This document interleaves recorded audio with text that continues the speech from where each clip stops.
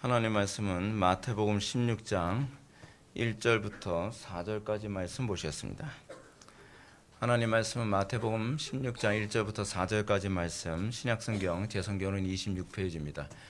찾으셨으면 제가 봉독하겠습니다.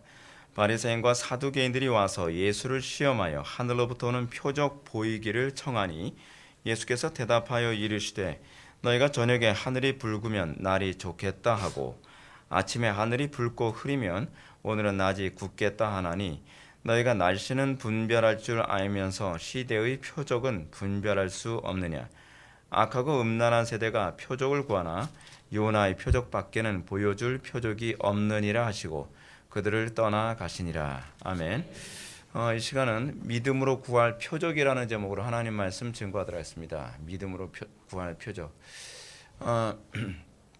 제가 용어 정리를 표적이라고 하는 용어 정리를 제가 이번 목요일 날 글을 썼습니다. 글을 썼는데 글을 쓰다 보니까 이 용어를 정리하는 해야 될 내용이 워낙 분량이 많다 보니까 다른 어떤 용어보다도 좀 분량이 좀 많습니다. 평소에 제가 A4 용지로 대략 한 10포인트로 해서 5장 나오는 분량인데 이번에는 7장이 나왔어요. 그래서 이 표적이라는 이 개념을 잘 알아야 성경의 전체적인 흐름을 이해하는데 굉장히 도움이 되거든요.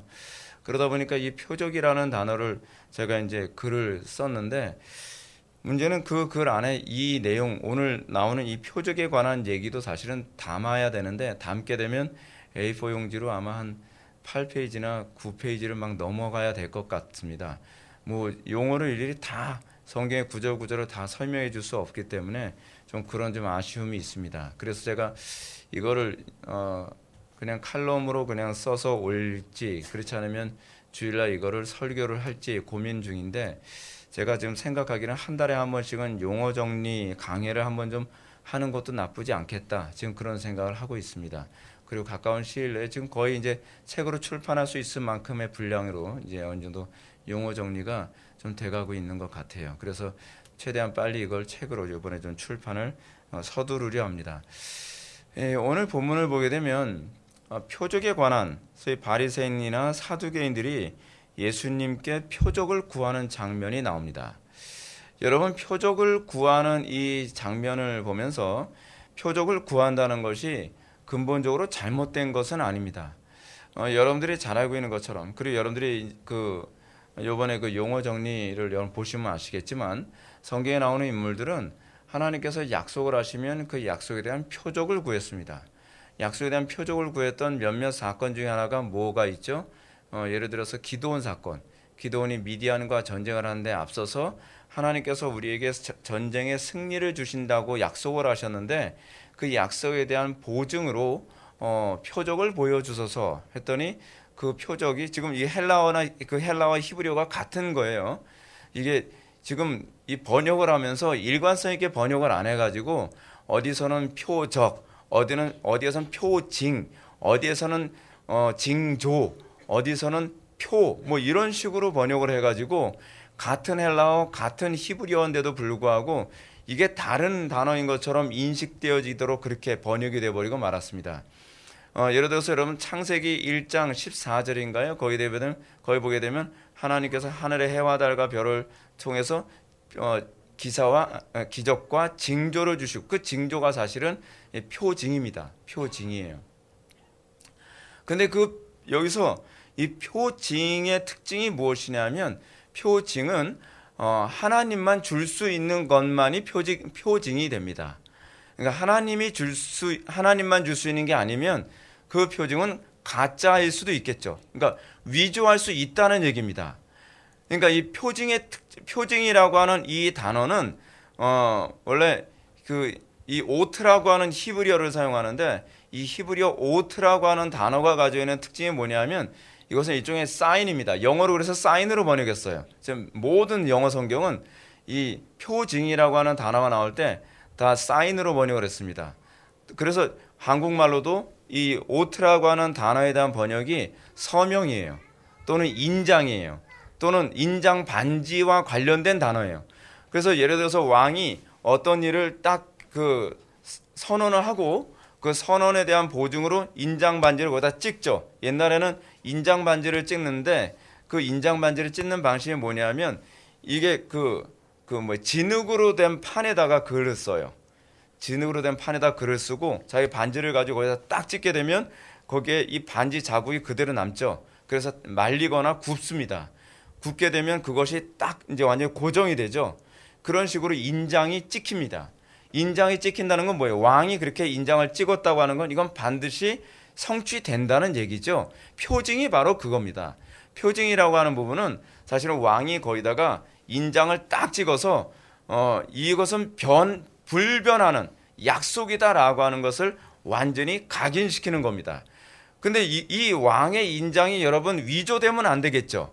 그렇죠? 위조되면 안 되기 때문에 그 왕의 인장은 특별합니다. 마찬가지로 하나님께서는 인장을 찍으시는데 표징을 주시는데 그 표징이 여러분들 이번에 칼럼에서도 이제 보시면 아시겠지만 그 용어 정리에서도 보시면 아시겠지만 여러분 히스기야가 하나님께 기도했더니 하나님께서 히스기야의 기도에 응답하셔서 그의 생명을 15년을 연장해 주십니다. 15년을 연장해 주니까 히스기야가 뭘 요구합니까? 그 약속에 대한 표징을 주소서라고 얘기합니다. 약속에 대한 표징을 달라고 얘기하니까 하나님께서 병 고쳐주는 것보다 더 어려운 걸 표징으로 줘요. 그러니까 아예 나 같은 그냥 그 자리에서 병 고쳐주고 말겠어요. 그렇죠? 근데 표징보다 그 병 고쳐주는 것보다 더 그 어려운 그 표징을 주시는데 뭐죠? 해를 10도 뒤로 후퇴하는 것을 줍니다. 근데 그거는 하나님만 할 수 있는 거예요. 전능자만 할 수 있는 거죠. 왜 전능자만 할 수 있는 것으로 하나님께서 표징을 주시죠? 위조하지 못하도록. 누가요? 마귀가, 거짓 영들이 위조하지 못하도록 하나님만 우리에게 주실 수 있는. 그래서 여러분 우리의 표징이 무엇입니까? 성도됨의 표징이 뭐예요? 성도됨의 표징으로 준 것이 세례와 성찬이잖아요. 세례와 성찬. 근데 그 세례와 성찬이 어떻게 우리에게 표징이 된다 그랬죠? 그 자체는 표징이 되질 않죠. 마치 무지개 자체는 그 믿음으로 받아들인 사람한테만 표징이 되죠. 세례와 성찬이 어떤 식으로 표징이 됩니까? 우리에게 세례와 성찬의 정신이 나타날 때 내가 하나님의 백성 됐다는 것을 하나님께서 인장으로 찍었다는 걸 알 수 있죠. 우리가 하나님의 형상이 살아나는 것, 우리의 삶 속에 하나님의 형상이 나타났을 때 저거는 아무도 흉내낼 수 없는 거거든요. 그렇죠? 아무도 흉내낼 수 없는, 마귀가 여러분 우리를 성화시키지 못합니다. 우리에게 기사와 이적과 능력을 행하기는 할 수 있는데 기사와 이적과 능력은 마귀도 흉내를 내요. 마귀도 위조할 수 있단 말이에요. 그래서 기사와 이적과 능력이 그게 표징이 되질 않아요. 오죽하면은 여러분 마태복음 7장에서도 하늘에서 너희가 주의 이름으로 귀신도 쫓고 능력도 하고 병도 고치는데 불법을 행하는 자들은 나에게서 떠나가라. 내가 너희를 알지 못하느니라 라고 얘기하는 것처럼 기사와 이적을 행하고 병을 고치고 귀신을 쫓는 이 행위가 이게 표징이 되지 않는다는 사실입니다. 뭐만 표징이 돼요? 그에게 하나님의 형상이 나타나는 것, 하나님의 영광이 회복되는 것, 이것이 이제 그게 표징이 된다고 해서 그 표징됨을 우리들에게 어떤 예식으로 우리에게 주신 거죠? 세례와 성찬이라고 하는 표와 인, 그걸 표와 인이라고 그러죠. 표와 인이라고 하는데 그 표와 인이라고 하는 것이 바로 표징입니다. 표징이에요. 그 표징을 주신 거예요. 그래서 우리에게 세례의 정신, 성찬의 정신이 우리에게 나타나게 됐을 때 뭐예요? 나 하나님의 백성이구나. 나 구원받은 하나님의 백성이 맞구나 라고 하는 것을 그 표와 인을 통해서 확인할 수 있게 되는 겁니다. 자, 그런데 문제는 뭐냐면 오늘 본문에서 이 표적에 관한 문제입니다. 여기서는 표적이라고 또 번역을 했습니다. 그래서 헷갈려요. 근데 이 표적도 영어로 사인이에요. 히브리어의 번역형. 자, 이거 헬라어로 제가 까먹었어요. 그 외워뒀어야 되는데. 그 오트 그 단어에 대한 번역형으로서 헬라어를 그대로 쓰고 있습니다. 표적. 그래서 이 표적 또는 이적이라고 번역되는데 무슨 얘기냐면 이 표징이 이적으로도 번역이 되기 때문에 그래요. 그러니까 단어를 하나만 써야 우리가 이게 헷갈리질 않는데 이 헬라어와 히브리어를 볼 줄 모르는 성도들의 입장에서는 아주 헷갈릴 수밖에 없게 돼버리고 말았죠. 근데 이 사람들이 뭘 요구하느냐? 흥미로운 걸 잘 보십시오. 예수님을 시험하여 뭘 요구합니까? 하늘로부터 오는 표적을 보여달라 그래요. 여러분, 이 히브리인들, 이 유대인들도 표적은 하나님에게서만 나올 수 있다는 것을 알고 있는 거예요. 그 히브리 신학 안에서도 이게 분명한 거죠. 그래서 이 사람들이 표적, 다시 표징 또는 사인, 이 오트를 달라고 하는데, 이 오트를 어떻게 달라고 그러냐면 당신이 진짜 메시아면 하늘로부터 오는 표적을 보여달라라고 얘기합니다. 근데 이 표적을 보여달라고 하는 이유가 아주 괘씸하죠. 여러분, 원래 표적을 구하는, 이 표징을 구하는, 이 사인을 구하는 이유는 뭐죠? 그 약속에 대한 확증으로 달라는 거거든요. 시험하기 위해서 달라는 게 아니에요. 구약 시대에 시험하기 위해서 이 하나님께 표적을 구한 케이스가 있었습니다. 그 어떤 케이스냐면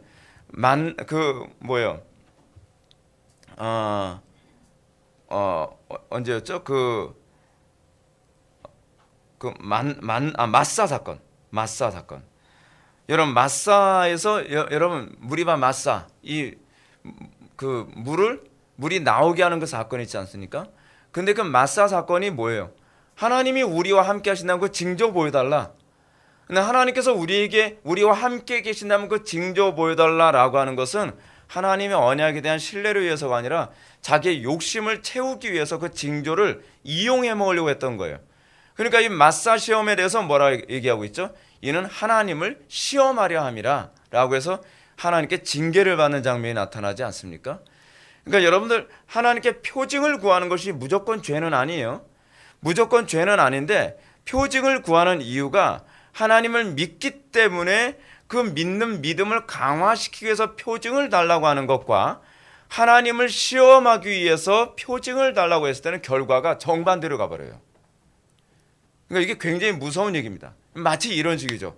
제가 이제 목회를 하는데 제가 생각하는 것처럼 목회가 안 돼요. 그래서 그 하나님이 살아계신다면 1년 내에 100명 채워주십시오. 여러분, 이게 표징이 될 수 있나요? 왜 표징이 안 되죠? 표징은 하나님의 언약에 대한 확증이에요. 항상 표징이 나오려면 언약이 먼저고 그 언약에 대한 확증이거든요. 근데 예를 들어서 제가 하나님 저와 함께 하신다는 증거를 보여주십시오. 그러니까 1년 내에 100명 채워주세요. 여기엔 하나님과 언약이 있어요, 없어요? 없죠. 하나님의 언약은 없고 뭐만 있어요? 내 욕심만 앞서고 있죠. 그럴 경우에는 절대로 기대하지 마십시오. 하나님께서 표징을 보이신 것이 아니라 뒤통수로 그냥 한 대 때려줄 수도 있어요.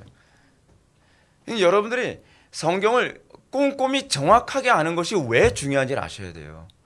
어설프게 알아가지고요, 그거 봐라, 이거 표징 구하니까 하나님께서 해도 10도 뒤로 후퇴시켜 주시고 하나님께 표징 구하니까 뭐 이런 일도 일어나지 않냐. 그러니까 목사님들이 이런 부분을 어설프게 설교해서 교인들로 하여금 더 큰 죄에 빠지게 만들면 이거 큰일 나는 거거든요. 그래서 또 표징을 구하지 말라고 얘기하는 그것도 잘못 가르치는 거예요. 자, 여기서 이 사람들이 표징을 구하는 이유는 뭐라고요? 예수님을 시험하기 위해서라고 얘기했어요. 동기 자체가 예수님이 어떤 분이시죠? 하나님을 시험했던 것과 동일한 어떤 흐름을 우리들에게 보여주고 있습니다.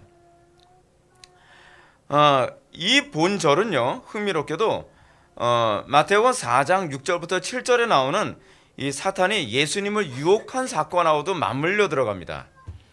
여러분, 사탄이 예수님에게 뭘 유혹했죠? 한번 볼까요? 마태복음 4장 6절부터 7절 말씀 한번 보실까요? 어떤 유혹을 했나요? 이르되 내가 만일 하나님의 아들이어든 뛰어내리라 기록되었을 때 그가 너를 위하여 그의 사자들을 명하시리니 그들이 손으로 너를 받들어 발이 돌에 부딪히지 않게 하리로다.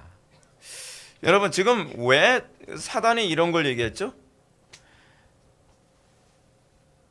여기서 뛰어내려서 괜찮으면 많은 사람들이 예수님을 추종하게 될 것이라는 거죠. 그렇죠? 마치 예수님이 이런 기사와 이적을 행하면 이 표징 때문에 예수님을 메시아라고 따르게 될 것이라는 것으로 지금 미혹한 것 아닙니까? 똑같은 케이스예요. 똑같은 케이스. 지금 여기서도 또 다시 이 이제는 마귀가 바리새인과 사두개인들의 속에 들어가서 유혹을 하는 거예요. 네가 진짜 메시아라면 표징을 보여달라. 하늘로부터 오는 표징을 보여달라.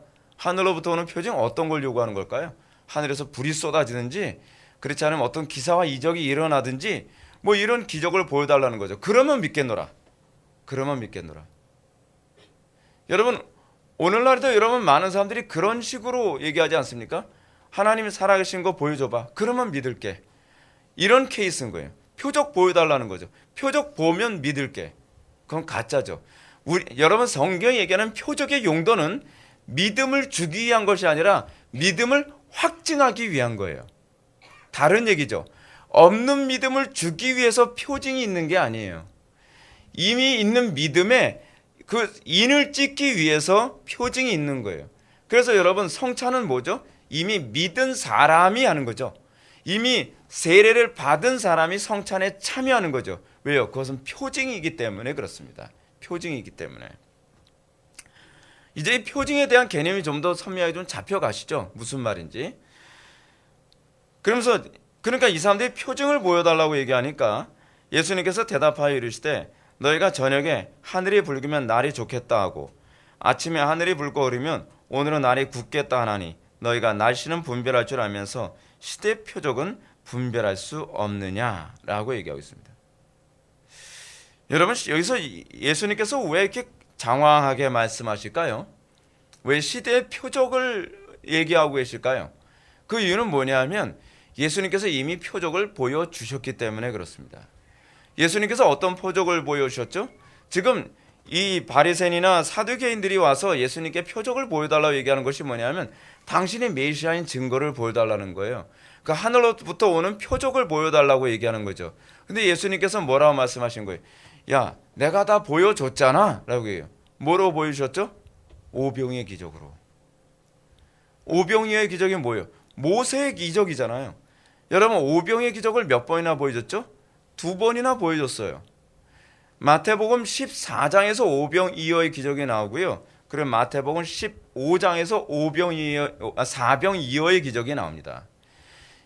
이 보리떡 5개와 물고기 2마리, 그리고 또는 보리떡 4병, 보리떡 4개와 물고기 2마리를 통해서 이 5,000명을 먹이신 사건, 4,000명을 먹이신 이 사건을 통해서 소위 그것도 광야에서, 그래서 모세와 같은 선지자, 이미 구약에 예언된 그 선지자의 그 증거를, 표징을 보여줬는데 이 사람들은 이거 안 믿겠다는 겁니다.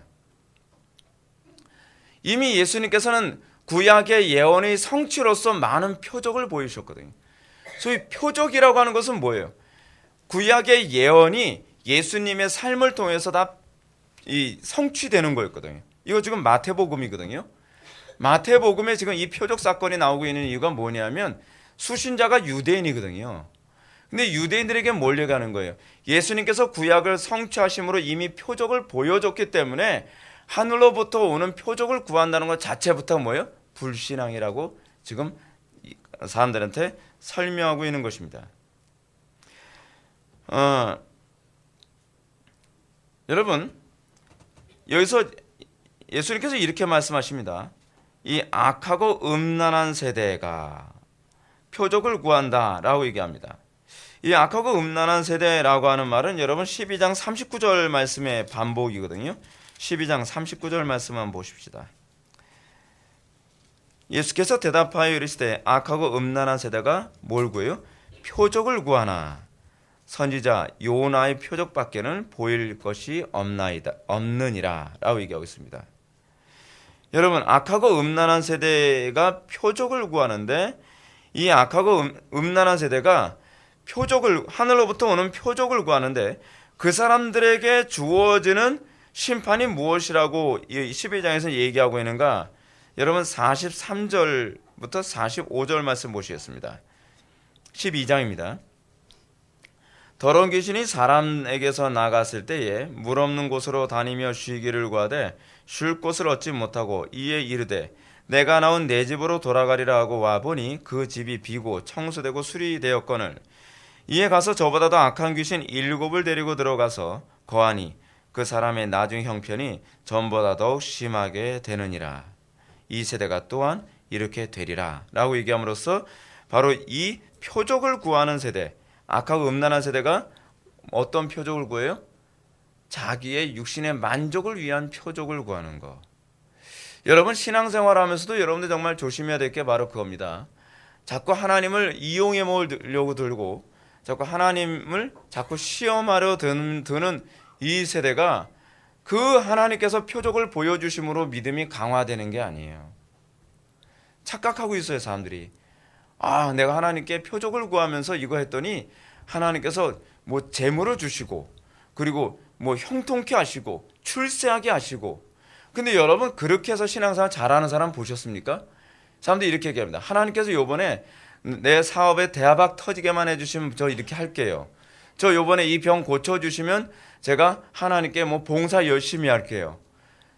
하나님께 표적을 구하고 그러면 조건부로 내가 하나님께 헌신하겠습니다. 충성하겠습니다. 주님을 따르겠습니다. 라고 얘기하는 사람 치고 신앙생활 잘한 사람을 사실은 한 번도 본 적이 없어요. 왜냐하면 그게 하나님을 이용해 먹는 거기 때문에 그렇거든요. 그게 하나님을 시험하는 엄청난 죄악에 빠지는 거기 때문에 그래요. 그 기사와 이적을 수도 없이 보고 경험했음에도 불구하고 예전보다 점점 더 강팍해지고 점점 더 욕심만 많아지게 됩니다. 마치 7 귀신이 청소되고 수리되고 나니까 7 귀신이 들어오는 것과 똑같은 현상이 나타나더라는 것이죠. 여러분, 그러면 여러분 이 병행구절과 관련해서 마태복음 8장 12절에서는 이 세대에게 예수님께서 뭐라고 말씀하시냐면 표적을 주지 아니하시리라 라고 또 그렇게 얘기하고 있습니다. 마가복음 8장 12절에서. 여러분 그럼 이 표적을 주시지 않는다는 얘기가 과연 무슨 얘기일까요? 이 얘기는요 진정한 표적을 주시지 않는다는 얘기입니다. 여러분 우리의 믿음은 뭐로 견고해지죠? 우리가 성례를 통해서 성례가 우리에게 목표라는 바가 뭐죠? 우리의 믿음을 견고케 하는 거거든요. 근데 왜 성례가 우리의 믿음을 견고하게 하느냐? 성례는 표적이기 때문에 그래요. 그러니까 하나님 마치 이거하고 똑같죠. 어떤 사람하고 계약을 했어요. 계약을 딱 하고 난 다음에 계약서에다가 여러분 그 계약서에 제 이름이 없으면 아무리 좋은 계약이라도 그 계약은 저하고 상관이 없잖아요. 그죠? 근데 그 계약서에 제 이름이 있는 것을 확인할 때마다 어때요? 믿음이 견고해지죠. 그러니까 마치 뭐하고 똑같냐면 예수님의 십자가 구속 사건이 이게 객관적인 사건이에요. 2000년 전에 있었던 객관적 사건이에요. 근데 그것이 나의 사건이 되기 전에는 그 사건은 그림의 떡이에요. 그렇잖아요. 그러니까 예수님이 아무리 뭐 십자가에 못 박혀 돌아가셨고 뭐 아무리 여러분들이 그 예수님 사건 가지고서 설교 들으면서 눈물 콧물 다 쏟고 감동받고 뭐 그랬다 할지라도 하나님께서 이 사건이 너의 사건이라고 나의 개인적인 주관적인 사건이라고 하나님께서 나에게 사인을 딱 주신 소위 그 표징을 보기 전에는 이 사건은 나하고 아무 관계가 없는 거예요. 근데 하나님께서 반복적으로 이 사건이 바로 다른 사람의 사건이 아니라 너를 위한 사건이야 라고 하나님께서 그 사인을 딱딱 매번 보여주는 거예요. 언제 보여줘요? 성찬식 때. 성찬식이 그거예요. 그래서 성찬을 하면서 우리는 어떻게 해요? 매번 내가 말씀으로만 살 수 있게 되는 것이 이게 표징이구나. 내가 말씀대로 살지 않으면서 성찬에 참여하는 사람은요 믿음이 견고해지지가 않아요. 아무리 성찬을 해도 내가 말씀은 말씀이고 내 인생은 내 인생이야.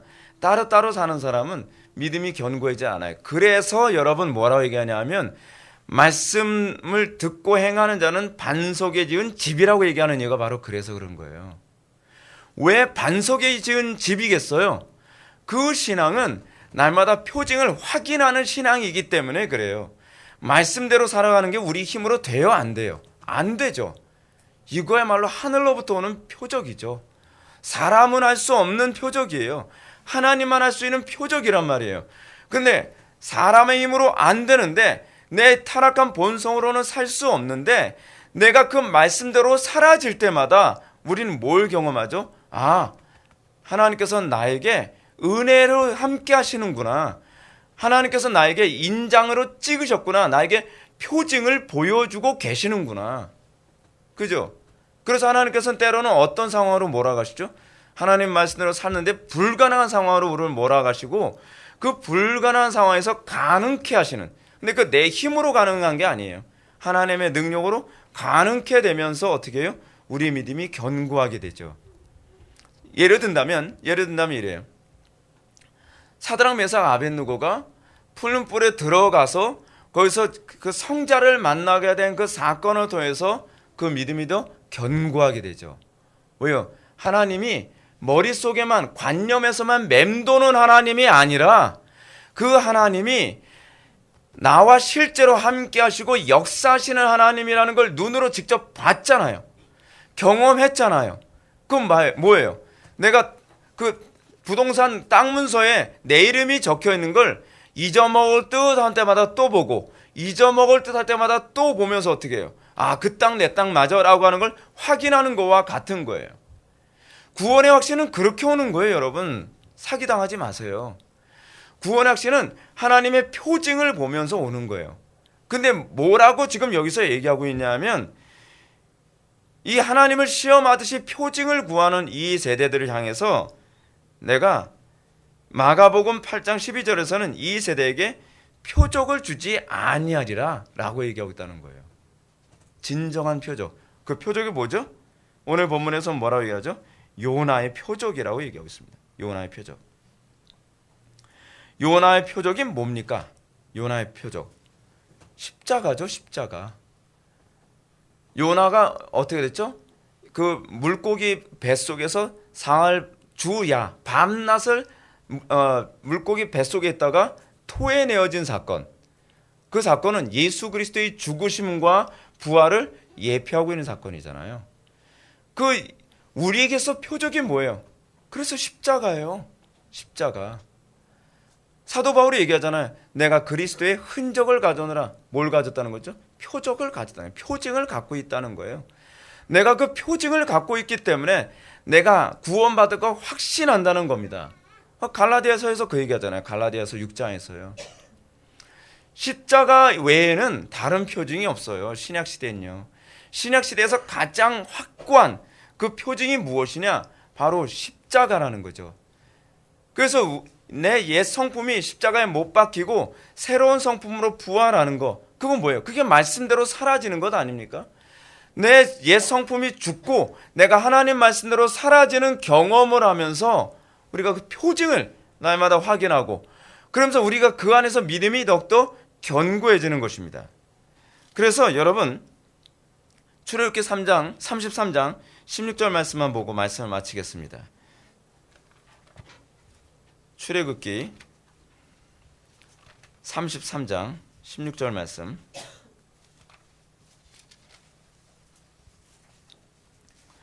출애굽기 33장 16절 말씀을 보면 여기서 무엇이 표징이라고 얘기하는가를 우리는 잘 알 수 있습니다. 16절 나같이 읽겠습니다. 시작. 나와 주의 백성이 주의 목전에 은총을 입은 줄을 무엇으로 알리이까? 주께서 우리와 함께 행하심으로 나와 주의 백성을 천하 만민 중에 구별하심이 아니니까. 아멘. 지금 모세가 지금 여기서 표징이라는 단어는 나오질 않아요. 근데 표징의 의미는 나와요. 표징의 의미가 뭐죠? 나와 주의 백성이 주의 목전에 은총을 입은 줄을 무엇으로 알리이까요?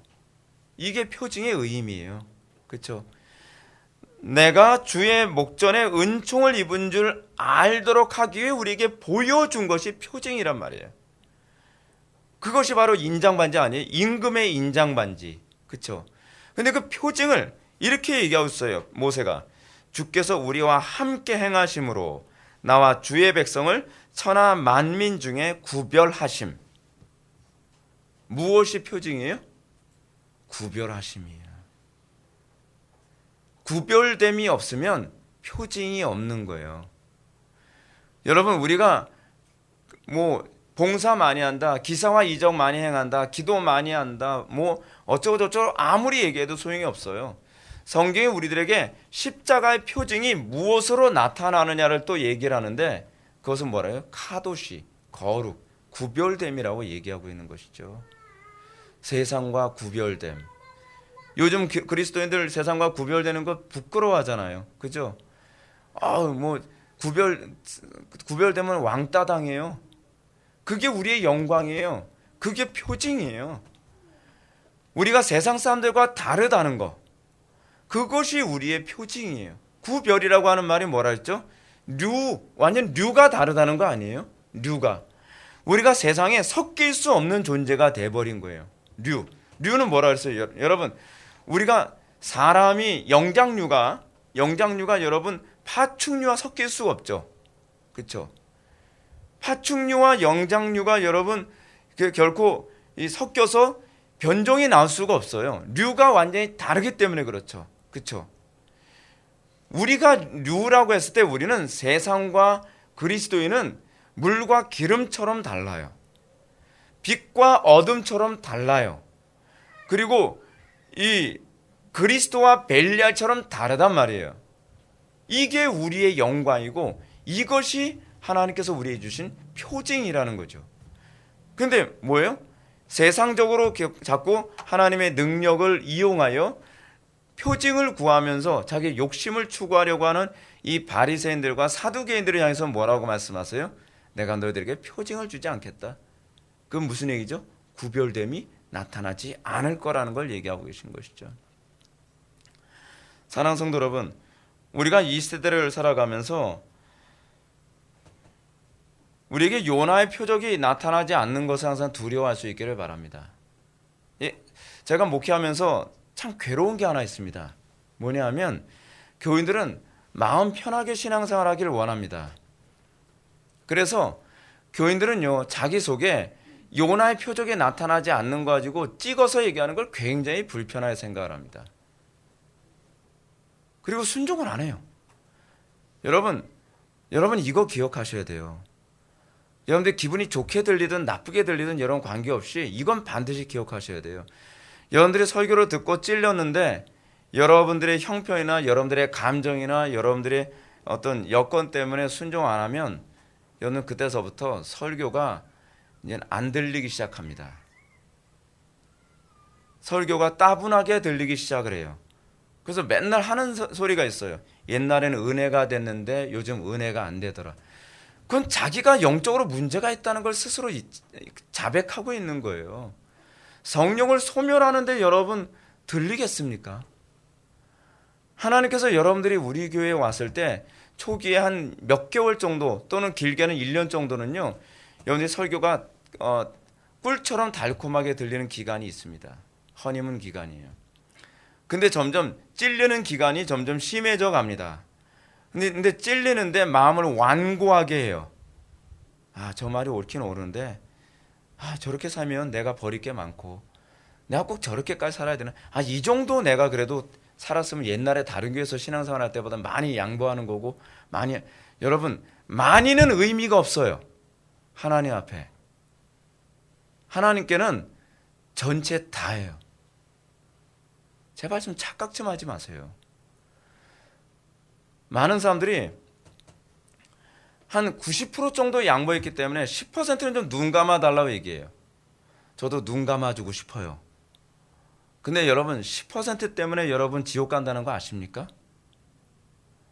여러분들이 그토록 가고 싶어하는 천국, 그 천국이요 10% 때문에 못 가는 거예요.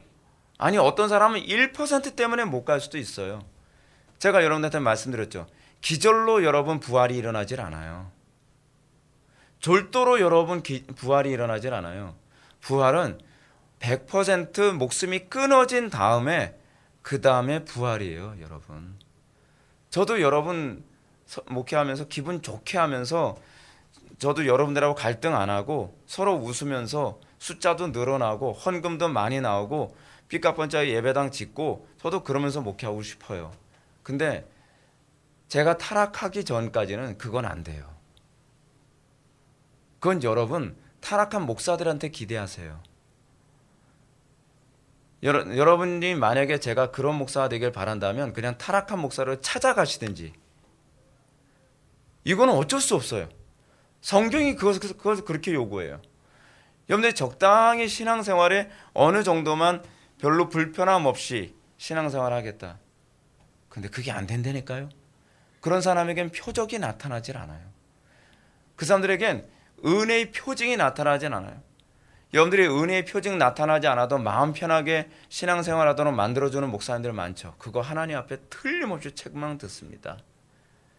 성경이 가르치는 것은요, 목회자가 끊임없이 교인들한테 그 표징을 날마다 확인하며 이 땅에서 순례 생활을 담대하고 확신 있게 나아가도록 요구하는 그런 목자를 원하시지, 교인들이 표징도 없으면서 마음 편하게 표징 같은 거 확인하지 않아도 근심 걱정하지 않고 신앙생활을 하는 목회자, 그건 하나님 앞에 정말 틀림없이 책망 듣습니다. 책망 듣는 정도가 아니에요.